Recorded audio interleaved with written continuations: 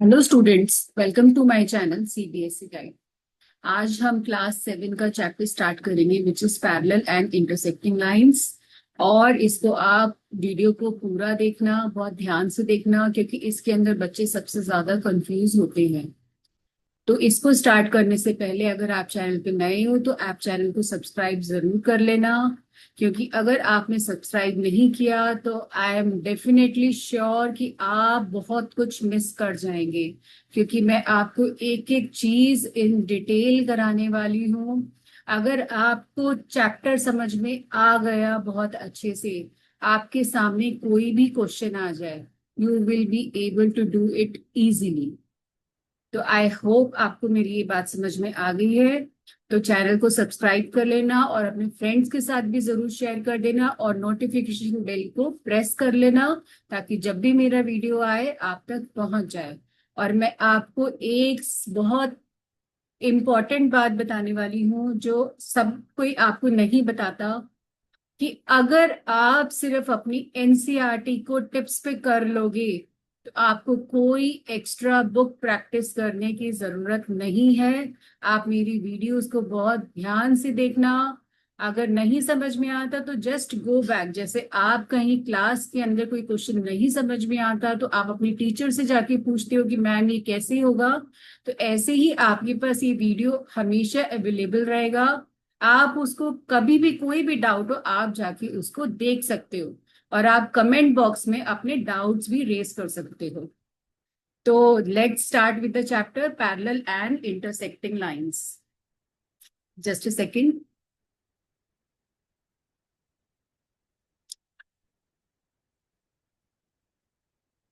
यहाँ पे सबसे पहले तो मैं आपको एक चीज बता देती हूँ।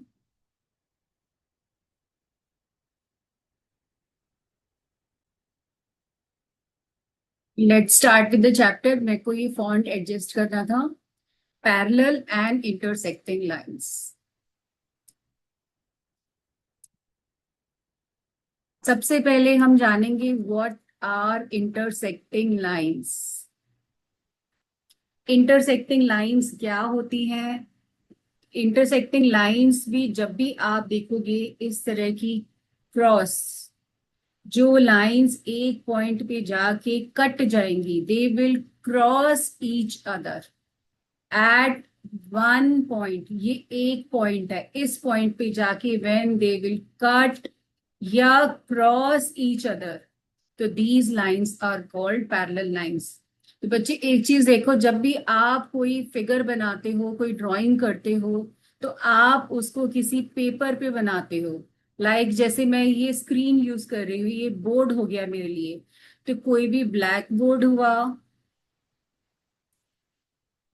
कोई भी वॉल हो गई, जो बच्चे वॉल के ऊपर कलर से ड्राइंग कर देते हैं, कोई भी आपके पास मैं ये स्क्रीन को भी बोल सकती हूँ, स्क्रीन हो गई, या आपके पास कॉपी का पेपर हो गया, या टेबल सरफेस हो गया, टेबल का टॉप हो गया, तो इन सबको हम प्लेन सरफेस बोलते हैं। प्लेन सरफेस, इसके ऊपर आप कुछ भी ड्रॉ कर सकते हो, इसको हम बोलते हैं plane surface.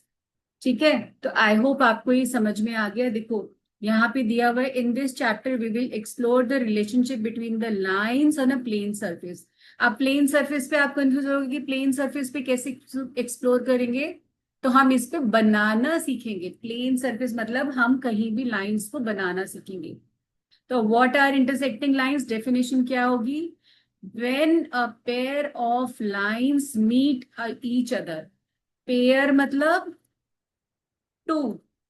When a pair of lines meet each other at a point, ये एक पॉइंट पे जब ये मीट करती है, इसको हम O बोल सकते हैं, इस लाइन को हम ए बी नाम दे सकते हैं, इसको सी डी नाम दे सकते हैं, तो उसको हम बोलते हैं they are intersecting each other.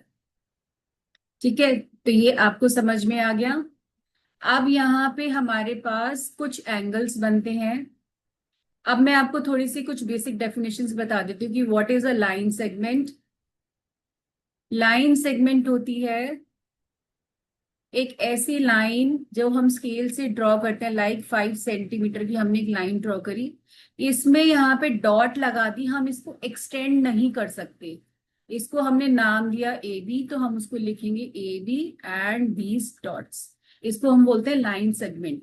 ये एक्सटेंड नहीं कर सकते। लाइन का मतलब हो गया जहां पे दोनों तरफ एरोज होते हैं, हम इसको एक्सटेंड कर सकते हैं। ठीक है, हमने इसको नाम दिया पी क्यू, तो इसको हम लिखेंगे पी क्यू एंड एरोज रे। ये सब मैं इसलिए बता रही हूँ क्योंकि अब आपको इसमें आइडेंटिफाई करना है कि हमें क्वेश्चन में क्या दिया हुआ है और क्या हमें लेना है।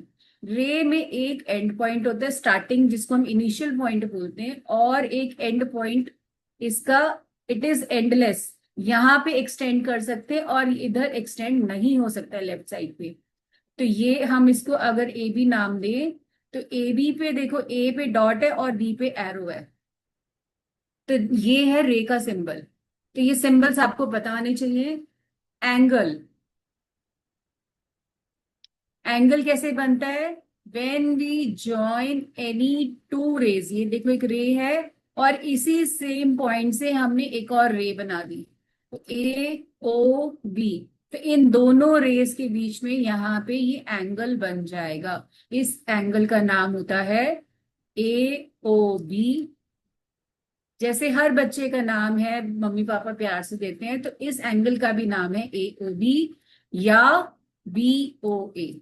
कि सेंटर लेटर जहां पे एंगल बन रहा है वो हमेशा बीच में आएगा, और जो आर्म्स जहां पे एरोज है उसको कहीं भी लिख दो, आप बी भी पहले लिख सकते हो, ए भी पहले लिख सकते हो।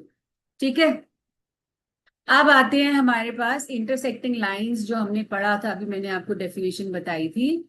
उसके ऊपर हमारे पास कुछ एंगल्स बनते हैं। ये एक लाइन है ए बी, इसको आके सी डी कट कर गई, तो ये बन गए इंटरसेक्टिंग लाइंस, और यहाँ पे एक एंगल बना,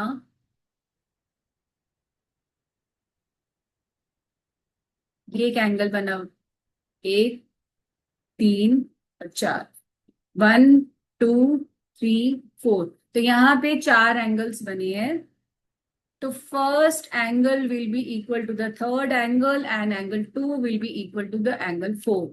तो angle 1 will be equal to angle 3, angle 2 is equal to angle 4। इनको हम बोलते हैं vertically opposite angles. And why I am saying they are equal, क्योंकि ये इंटरसेक्टिंग लाइंस पे बनी है। जब भी आप इंटरसेक्टिंग लाइंस देखोगे तो आप इस तरह से एंगल्स देखना आमने सामने, they are facing to each other. 4 के सामने 2 है, 2 के सामने 4 है, 1 के सामने 3 है, 3 के सामने 1 है, तो they will always be equal. ये हम यूज कर सकते हैं when we know that the lines are intersecting. ठीक है, अब देखो यहाँ पे एक फिगर दी हुई है इस पेज पे। यहाँ पे एक लाइन एम है, एक एल है। लाइन का सिंबल हम स्मॉल लेटर से भी लिखते हैं, A B C up to Z. तो हम कोई भी सिंबल ले सकते हैं लाइन को लिखने के लिए, पर लाइन सेगमेंट के लिए हम यूज नहीं करते। अब ये एंगल्स लिए ए बी सी डी, तो आप बता सकते हो, मैंने यहाँ 1 2 3 4 लिया था, इन्होंने ए बी सी डी लिया, तो ए के ऑपोजिट सी, ए के सामने सी है, तो ए सी के बराबर होगा और बी और डी बराबर होंगे। ठीक है, ए जो है सी के बराबर होगा and B will be equal to D. Now the question is, can two straight lines intersect at more than 1 point? क्या दो स्ट्रेट लाइंस एक पॉइंट से ज्यादा पे, ये तो देखो एक पॉइंट पे इंटरसेक्ट कर रही हैं, क्या ये एक से ज्यादा पॉइंट्स पे इंटरसेक्ट करती है? तो answer is no, they will never intersect at 2 points. ठीक है, नाउ इज ड्रॉ एक्टिविटी है। Draw 2 lines on a plane sheet of paper so that they intersect. Measure the 4 angles form with a protractor. Protractor क्या होता है? Protector is a D, जिसको हम D भी बोलते हैं, इस टाइप का प्रोटेक्टर होता है। सेंटर में 90 का एंगल होता है, यहाँ जीरोस होते हैं। आई होप आपको ये मेजर करना आता होगा, नहीं तो मैंने वीडियो डाला हुआ है, वो आप जाके देख सकते हो कैसे हम एंगल्स मेजर करते हैं। तो draw four such pair of intersecting lines and measure the angles formed at the point of intersection। तो मैं आपको फिर भी बता देती हूँ आपको क्या करना है। जैसे हमने ये बनाया इस टाइप से, तो हमें प्रोटेक्टर का यहाँ पे, ये यहाँ पे सेंटर होता है प्रोटेक्टर का, ठीक है। ये सेंटर जो है प्रोटेक्टर के सेंटर से मर्ज करना है, और इधर प्रोटेक्टर की एक राइट लाइन जो है यहाँ पे इस एंगल पे मर्ज करना। तो प्रोटेक्टर का सेंटर आप यहाँ रखोगे तो इस टाइप से रखा जाएगा प्रोटेक्टर। तो यहां से देखना 0, 10, 20, 30, 40, 50 ऊपर एक लाइन स्टार्ट हो जाएगी। तो 9 ये आपको एंगल यहाँ मेजर करना होगा। ये जो लाइन है ये कितनी है, 0 से लेके यहाँ कितनी है, ये आपको एंगल मेजर करना है। ऐसे ही आपको सारे एंगल्स मेजर करने हैं। तो what patterns do you observe among these angles. तो पैटर्न क्या आएगा, ये वाला, ये ये पैटर्न हमेशा एग्जिस्ट करेगा। दिस इज द पैटर्न कि opposite angles are equal, vertically opposite angles are equal. Now is in figure 5.2, this is the figure जो ऊपर दी हुई है। If angle A is 120 degree, मैं फिगर दोबारा बना देती हूं।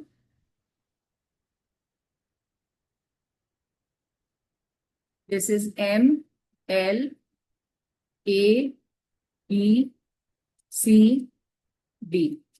यहां पे बोल रहा है अगर एंगल ए 120 डिग्री है तो आपको बी सी डी बताना है without measuring with the protractor. तो अब यहाँ पे एक कॉन्सेप्ट और लगता है which is called linear pair. मैं आपको लीनियर पेयर बता देती हूँ क्या होता है, फिर उसके बाद मैं ये बताऊंगी क्वेश्चन हम कैसे सॉल्व करेंगे। लीनियर पेयर जो बनता है, इट इज कि sum of two adjacent angles is always 180 degree. पर इसके ऊपर एक कंडीशन है, क्या, the line should be straight, the line should be straight. अब मैं आपको फिगर से बताती हूँ इसका क्या मतलब है। लाइन स्ट्रेट का क्या मतलब है, देखो ये एक एंगल है, इसके साथ मैंने एक एंगल और बनाया, ये एक एंगल है 1, ये एक एंगल है 2। एडजेसेंट मतलब दोनों साथ साथ बैठे हैं। एडजेसेंट इंग्लिश भी साथ में आपको समझनी है। एडजेसेंट मतलब दोनों साथ साथ है। पर ये जो लाइन है, दिस ए ओ ए जो लाइन है और जो ओ बी लाइन है, क्या ये स्ट्रेट है, is it straight, no, it is not straight. तो यहाँ पे लीनियर पेयर नहीं बनेगा, मतलब एंगल 1 प्लस एंगल 2 ए 180 डिग्री नहीं होगा, ठीक है। अब स्ट्रेट का क्या मतलब है, ये मैंने एक सीधी लाइन खींची, ए भी नाम दिया मैंने इसको, और यहाँ पे मैंने एक इस लाइन से डिवाइड करके सी से एक एंगल बना दिया यहाँ और यहाँ, इसको नाम दिया 1, इसको दिया 2। अब देखो क्या ओ ए और ओ बी स्ट्रेट है, yes these two lines are straight. ये रे है ओ ए एंड ओ बी, ये दोनों स्ट्रेट हैं। टाइटैनिक का पोज देखा है आपने, तो वो लड़की खड़ी होती है दोनों हाथ स्ट्रेट करके, तो देखो दोनों हैंड्स इसके स्ट्रेट हो गए हैं। तो यहाँ पे linear pair, this is linear pair. Linear pair का मतलब क्या हुआ, यहाँ पे angle 1 plus angle 2 will be equal to 180 degree. दोनों का सम 180 के बराबर होगा, ना कम ना ज्यादा। अब लीनियर पेयर के अंदर और भी चीज आती है, मैं आपको एक और बता देती हूँ, बच्चे बहुत कंफ्यूज होते हैं। स्ट्रेट लाइन हमारी ऐसे भी बनती है, ये ऐसे एंगल देख सकते हैं। अगर हमारे पास इधर है तो आपको क्या देखना है, स्ट्रेट लाइन, ये स्ट्रेट है देखो, तो ये लीनियर पेयर है और ये भी लीनियर पेयर है। 3 और 4 भी लीनियर पेयर है, 1 और 2 भी लीनियर पेयर है। तो स्ट्रेट लाइन पे यहाँ पे हम नीचे भी बना सकते हैं, ठीक है। लेकिन यहाँ पे हमारी कोई लाइन कट नहीं कर रही है। तो स्ट्रेट लाइन अलग अलग डायरेक्शन से बनती है, देखो ये भी एक स्ट्रेट लाइन है, तो हम यहाँ पे बना सकते हैं, तो इन दोनों का सम 180 होगा। तो डोंट गेट कंफ्यूज कि मतलब स्ट्रेट का मतलब सिर्फ सामने से आपको स्ट्रेट दिखना है, तो स्ट्रेट का मतलब ये नहीं है। तो स्ट्रेट का मतलब है किसी भी डायरेक्शन में इट शुड बी स्ट्रेट। अब स्ट्रेट लाइन के ऊपर एंगल्स भी, एक लाइन कट नहीं करती, अगर ऐसे बनाया हमने, एक और काट दिया हमने, एक और काट दिया, तो एक, दो, तीन, चार, यहाँ पे चार एंगल बन रहे हैं बच्चे, तो इन चारों का सम 180 होगा। सिर्फ दो मत सोचना, ये चारों का सम भी 180 है, ये भी लीनियर पेयर है, ये भी लीनियर पेयर है। समझ में आ गया? तो आपको क्या करना देखना है, विजुलाइज करना है, क्या ध्यान रखना है, this is the tip which you have to remember. Just check the straight line और उसके ऊपर दिस डी, प्रोटेक्टर का जो साइज होता है, चेक द डी, उसके अंदर कितने भी एंगल आ जाए, that is the linear pair. I hope मैंने इसके ऊपर बहुत टाइम ले लिया, आपको समझ में आ गया होगा। नाउ जो हमारा क्वेश्चन था, हमें एंगल्स निकालने थे। ये एक स्ट्रेट लाइन है, देखो आ गई ना स्ट्रेट लाइन। और ये आपको स्कूल में नहीं समझाएंगे, स्कूल में सिर्फ क्वेश्चन करवा देंगे, मैम कहेंगी देखो this is done, now you do it yourself. तो ये हमें 120 डिग्री दिया हुआ था। अब देखो L is a straight line, ये एक स्ट्रेट लाइन है, तो क्या मैं कह सकती हूँ कि this is a linear pair. तो यहाँ पे आएगा angle A plus angle B is equal to 180 degree by linear pair, L पे लिख सकते हो। तो ये 120 है, ये एंगल बी है, इसको 180 डिग्री डालो। नाउ शफलिंग, शफलिंग में क्या करते हैं, हमें बी निकालना है, तो B will be on the left side, इसको हम राइट पे शफल करेंगे। तो 120 का साइन प्लस है, जब हम टर्म्स को इक्वल टू के राइट या लेफ्ट पे शिफ्ट करते हैं तो उसका साइन चेंज हो जाता है, प्लस का साइन चेंज होता है to minus, minus to plus, multiply to divide and divide to multiply. तो ये आ जाएगा 60 डिग्री। ठीक है, बी आ गया 60 डिग्री। नाउ अब हमें पता है ए जो है सी के बराबर होता है Q vertically opposite angles, and B will be equal to D which is equal to 60 degree, क्योंकि ये दोनों वर्टिकली ऑपोजिट एंगल्स हैं, and we know that vertically opposite angles are equal. Clear है ये आपको? नहीं समझ में आए तो आप इसको एक बार और देखना, आपको बिल्कुल क्लियर हो जाएगा। Now the next question is this always true for any pair of intersecting lines? तो yes, it is always true. ये जो प्रॉपर्टी है कि वर्टिकली ऑपोजिट एंगल्स इक्वल होंगे, ये देखो, ये हमेशा ट्रू होगा, it is always true. Now the question is figure it out. यहाँ पे है list all the linear pairs and vertically opposite angles you observe in figure 5.3। इस फिगर के अंदर आपको सारे वर्टिकली ऑपोजिट और लीनियर पेयर बताने हैं। तो I am drawing the figure here ताकि आपको इजीली क्लियर हो जाए, क्लैरिटी से फिगर नजर आए। दिस इज बी, देखो अब इंटरसेक्टिंग लाइंस पे हमने फिगर कैसे बनाई थी, इन्होंने कैसे ट्विस्ट करके हमें दे दिया, but you don't have to get confused. ठीक है, स्ट्रेट लाइन एल भी स्ट्रेट है, एम भी स्ट्रेट है, कहीं टेढ़ी नहीं हो रही है।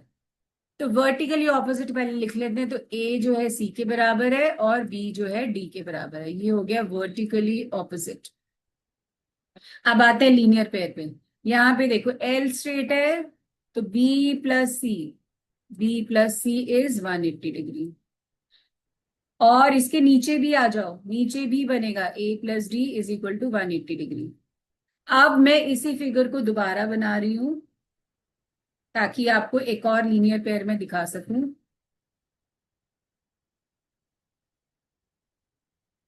एल एंड एम, अब देखो एम स्ट्रेट है, M is a straight line, तो यहां देखो ये डी बन गया, तो ए प्लस बी भी 180 होगा, और नीचे देखो डी प्लस सी, डी प्लस सी भी 180 होगा। तो हमारे पास 4 पेयर्स आ जाएंगे लीनियर पेयर के। ठीक है, ऐसे ऐसे डी बनाते जाओ स्ट्रेट लाइन पे। तो और हमारा एम पे भी बन रहा है, तो हमारे पास 4 पेयर्स आएंगे। नाउ ये वाला कॉन्सेप्ट हमारा पूरा होता है। अब हम चलते हैं, what are perpendicular lines. Perpendicular lines क्या होती हैं? जो दो लाइंस इंटरसेक्ट करती हैं, दो लाइंस इंटरसेक्टिंग हमने पढ़ लिया। उन दो लाइंस के बीच में अगर हमारे पास एंगल 90 डिग्री का आ जाए, तो देखो ये एक लाइन एल है, ये एम है, ये दोनों इंटरसेक्ट कर रही है एट वन पॉइंट, और इन दोनों के बीच में एंगल 90 डिग्री का अगर बन जाता है इंटरसेक्टिंग लाइंस में, तो हम उसको बोलते हैं परपेंडिकुलर लाइंस। तो परपेंडिकुलर लाइन में हमेशा आपको ये सिंबल नजर आएगा, एल टाइप ऑफ। ये भी 90 होगा, ये भी 90 होगा, ये भी 90 होगा। यहाँ भी आपको प्रॉपर्टी लगा सकते हैं, ये दोनों वर्टिकली ऑपोजिट है और ये दोनों भी वर्टिकली ऑपोजिट है। तो वर्टिकली ऑपोजिट यहाँ भी है, एम और एल यहाँ भी इंटरसेक्टिंग लाइंस है, बट द कंडीशन इज कि एंगल उनके बीच में 90 का बनेगा। ठीक है, और यहाँ पे all the four angles will be equal, all the four angles will be equal to 90 degree. Perpendicular lines, ये हमारी परपेंडिकुलर लाइंस है। तो परपेंडिकुलर लाइंस के आपको मैं कुछ एग्जांपल्स बता देती हूँ। आपने स्केल देखा है, इस टाइप का होता है, तो उसके कॉर्नर्स देखो, ये परपेंडिकुलर लाइंस है दोनों। Table top, table top, square, इस टाइप का टॉप अगर हुआ, तो ये देखो ये 90 है। राउंड की बात नहीं कर रही हूं मैं, स्क्वायर और रेक्टेंगल की बात कर रही हूँ। तो ये परपेंडिकुलर लाइंस के एग्जांपल्स हैं। अब यहाँ पे है 5.3 बिटवीन लाइंस। यहाँ पे हमें कुछ इन्होंने बोला है कि कुछ वर्ड्स को आइडेंटिफाई करने के लिए मीट का क्या मतलब है। यहाँ पे है एफ, देखो फर्स्ट फिगर में यहाँ पे इसमें दिया हुआ है, describe the way the line segments meet और cross each other in each case with appropriate mathematical words, a point, an end point, the midpoint, meet, intersect, and the degree of measure of each angle। तो ये कुछ terms हैं जो introduce मैं आपको कर रही हूँ, या ये बुक भी इंट्रोड्यूस कर रही है, ताकि आपको पता लगे, क्वेश्चन को पढ़ने में आसानी हो जब हम ज्योमेट्री करेंगे। मीट का मतलब होता है दोनों एक पॉइंट पे जाके दो लाइंस का मिलना। जैसे इस फिगर के अंदर देखो, यहाँ पे F G and F H, they meet at F, दोनों एफ पे जाके मिल रही है। ठीक है, क्रॉस, क्रॉस में देखो यहाँ पे दिस इज क्रॉस, ये दोनों क्रॉस कर रही है lines, M L and I G, they cross each other. Point, point क्या हो गया, S is a point, T is a point, ये पॉइंट्स है। Now is the an end point, तो एंड पॉइंट क्या होगा, एफ एच का end point हम एच बोल सकते हैं, और एच एफ का एंड पॉइंट एफ बोल सकते हैं। तो ये पॉइंट्स है, ये जो बुलेट है, ये जो डॉट्स हैं, ये पॉइंट्स है। मिड पॉइंट, मिड पॉइंट हो गया exactly half. Mid point, mid मतलब बीच का, एग्जैक्टली हाफ।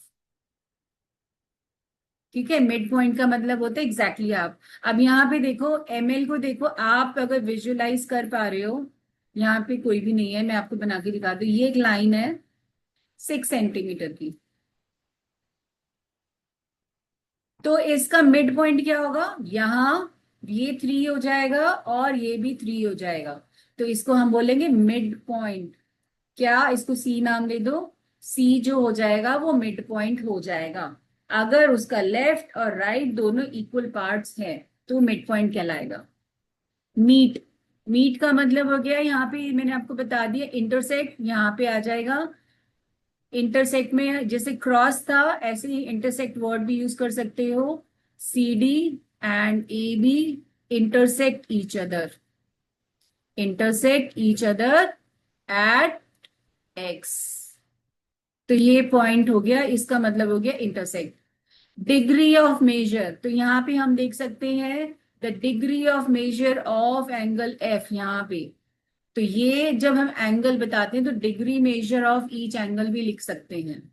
तो ये कुछ टर्म्स हैं जो आपको पता होनी चाहिए, जो मैंने आपको बता दी। Now is see the figures in, ये जो यहाँ पे है पियानो में, देखो इन लाइंस को विजुलाइज करो। तो ये दोनों देखो, सारी लाइंस बिल्कुल स्ट्रेट है ना।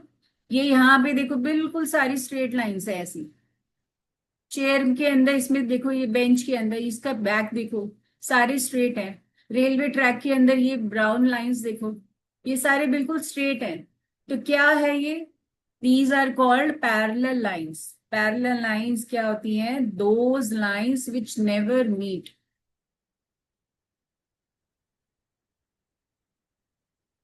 लाइंस विच नेवर मीट, ये कभी मीट नहीं करेंगी, स्ट्रेट चलती जाएंगी। ठीक है, दे नेवर मीट। तो parallel lines are a pair of lines that line on the same plane, मतलब हमने देखो एक ही पेपर पे बनाया है। And do not meet however far we extend them at both ends. हम इसको कितना भी एक्सटेंड कर दें आगे तक, ये कभी मीट नहीं करेगी। तो रेलवे ट्रैक एक बहुत अच्छा एग्जाम्पल है। रेलवे ट्रैक आपने देखा होगा, इनके बीच का ये जो डिस्टेंस है, the distance between two lines, ये जो डिस्टेंस है, ये जो डिस्टेंस है दोनों लाइंस के बीच में, this distance is same everywhere. Same everywhere या एट एवरी पॉइंट।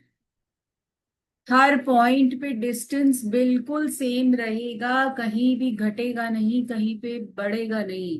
अगर ऐसा हुआ तो ट्रेन क्या होगा? गिर जाएगी, एक्सीडेंट हो जाएगा।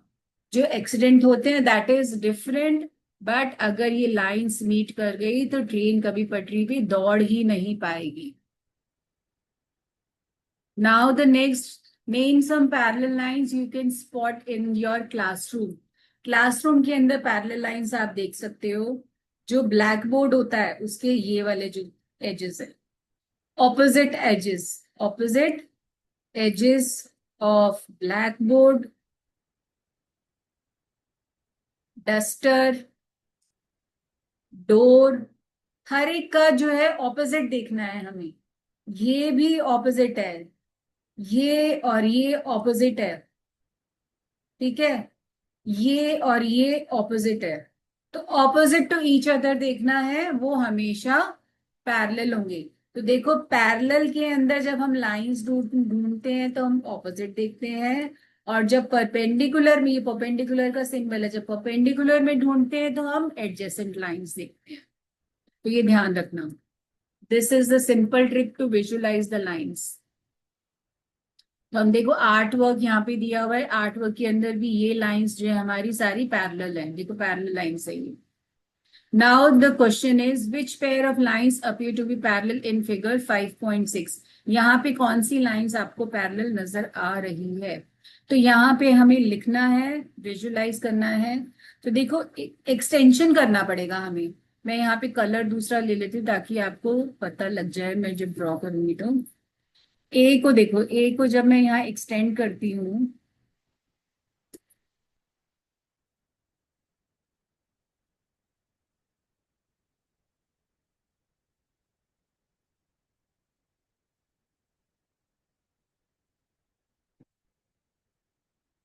This is not working, okay.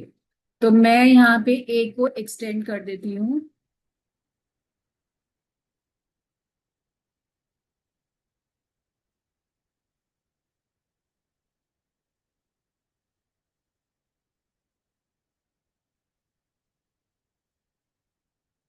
ये मैंने ए को एक्सटेंड किया।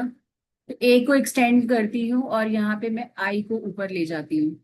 तो क्या ए और आई मेरा पैरेलल होगा? ए, ए विल बी पैरेलल, ये पैरेलल का सिंबल है, ये आई के पैरेलल होगा। अब ऐसे ही ए जो है, यहाँ पे देखो एच के भी तो पैरेलल है ना। ए जो है पैरेलल टू एच है। और यहाँ पे देखो, अब मैं दूसरा कलर चेंज कर देती हूँ।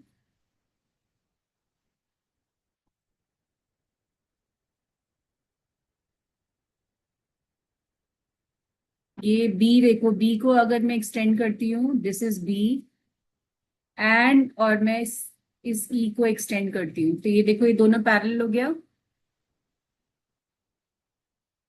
तो मेरा यहाँ पे आ जाएगा A will be parallel to, sorry, D will be parallel to E. तो इस तरह से आपको एक्सटेंड करना है। अब सी देखो, सी स्ट्रेट है, C and G will be parallel. F देखो स्लांट है, और एफ का यहाँ पे देखो, इसको ले आओ नीचे, इधर एफ है और इधर डी है, F is parallel to D. तो इस तरह से आपको लाइंस एक्सटेंड कर करके देखना है। अब this is an activity, parallel and perpendicular lines के ऊपर ये एक एक्टिविटी है। हमें एक पेपर लेना है, उसको सेंटर से फोल्ड करना है, यहाँ पे एक लाइन आएगी। Now take a plain sheets of paper, how would you describe the opposite edges. तो मैंने आपको यहाँ बताया था opposite edges are parallel. How would you describe the adjacent edges of the sheet, they are perpendicular. मैंने आपको देखो ऊपर जो वर्ड्स बताए ये ध्यान रखना है, ये क्वेश्चन देखो फिल इन द ब्लैंक्स में अगर एग्जाम में भी आएगा। Now fold the sheet horizontally, horizontal हो गया, यहां से फोल्ड करना है, दिस इज हॉरिजॉन्टल। ठीक है, यहां से फोल्ड करना है। A new line is form, how many parallel lines do you see now. एक, दो, तीन पैरेलल लाइन है यहाँ पे, एक, दो, तीन। How does now is how many parallel lines do you see? How does the new line segment relate to the vertical sides? तो ये जो वर्टिकल साइड हो गई और ये हमारी लाइन बनी थी, तो ये हमारी परपेंडिकुलर है। ठीक है, तो ये परपेंडिकुलर लाइंस हो जाएंगी जो उसने क्वेश्चन पूछा है। हॉरिजॉन्टल एंड वर्टिकल लाइंस जो होती हैं, दे आर परपेंडिकुलर। तो ये छोटे छोटे क्वेश्चंस हैं जो आपके एग्जाम के अंदर आ जाते हैं, तो इसीलिए इनको समझना बहुत जरूरी है। Now is make one more horizontal fold in the folded sheet. अब आपकी शीट इस तरह की होगी, अब उसको दोबारा फोल्ड कर दो, तो क्या हो गया, एक, दो, तीन, चार, पांच। तो यहाँ पे 5 लाइन्स आ जाएंगी, तो यहाँ पे आ गया 5। What will happen if you do it once more. आप एक बार अगर और फोल्ड कर दोगे तो क्या होगा, एक, दो, तीन, चार, पांच, छ, सात, आठ, नौ। तो यहाँ 9 लाइन्स आ गई। तो पहले थी हमारी 3, फिर हो गई 5, फिर हो गई 9। Now make a vertical fold in the square sheet. This new vertical line is, अब यही जो पेपर था इसको दोबारा आप वर्टिकली मतलब ऐसे फोल्ड करना है। ये इन्होंने फोल्ड किया, तो वर्टिकल लाइन और horizontal line always they are perpendicular to each other. ठीक है, तो यहाँ पे आएगा the new vertical line is perpendicular. Now fold the sheet along a diagonal. Diagonal में मतलब उसको इस तरह से तिरछा फोल्ड करना है। Can you fold that creates a line parallel to the diagonal line.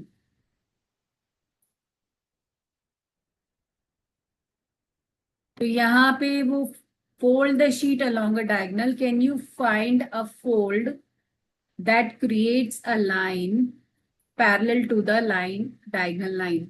तो यहाँ पे आपको एक फोल्ड और ऐसा बनाना है कि इसके हमें जो है एक पैरेलल लाइन मिल जाए, तो आप पेपर को यहाँ से फोल्ड कर सकते हो या यहाँ से फोल्ड कर सकते हो, तो हमारे पास इस डायगोनल लाइन की पैरेलल लाइन आ जाएगी।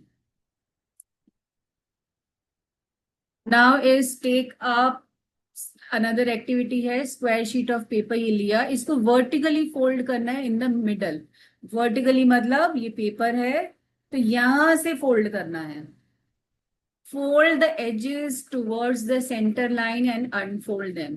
तो ये जो कॉर्नर्स हैं देखो, इन्होंने एक फोल्ड किया, फिर एक बार और फोल्ड कर दिया यहां से ऐसे।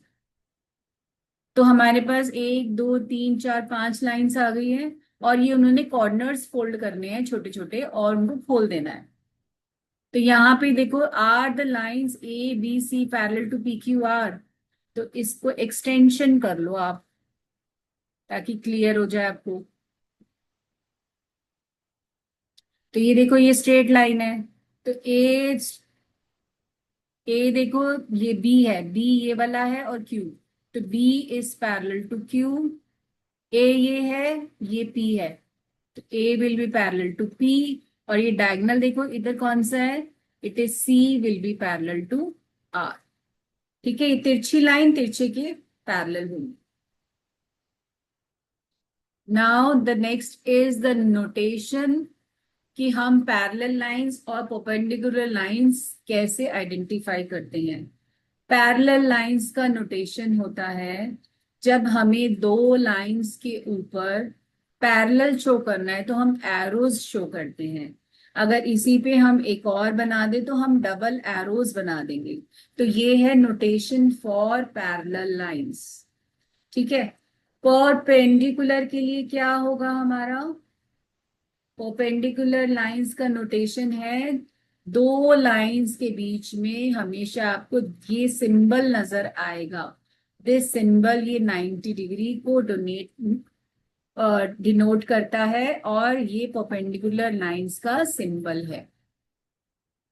Now the question is figure it out.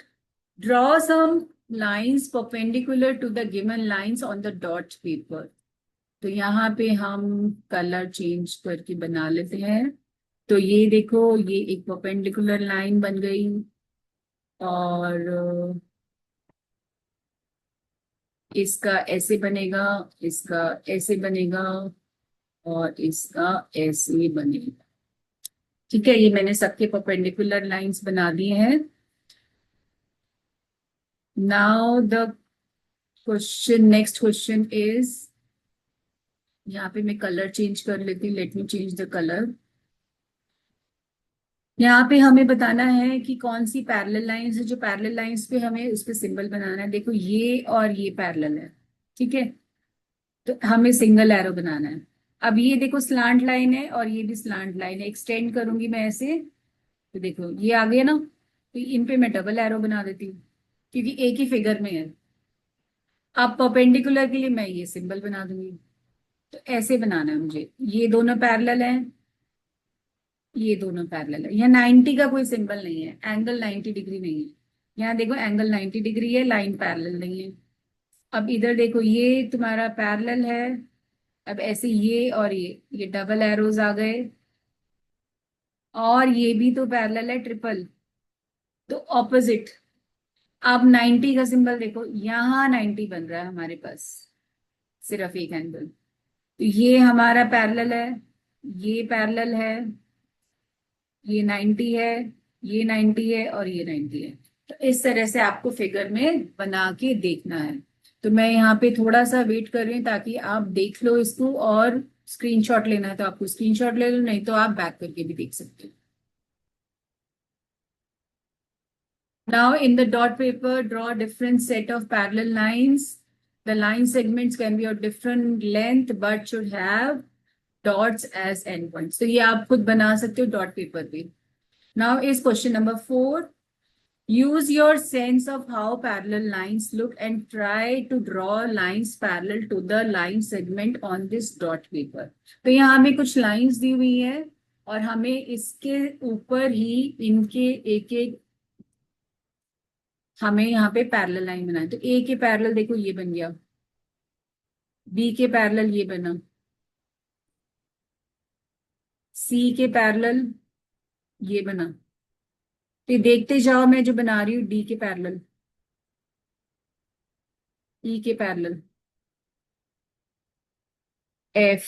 जरूरी नहीं है कि वो डॉट पे आए, कई बार लाइन डॉट पे भी नहीं आएगी। जी, एच के पैरेलल। स्केल रखिए, बस ऐसे आपको बनाना है।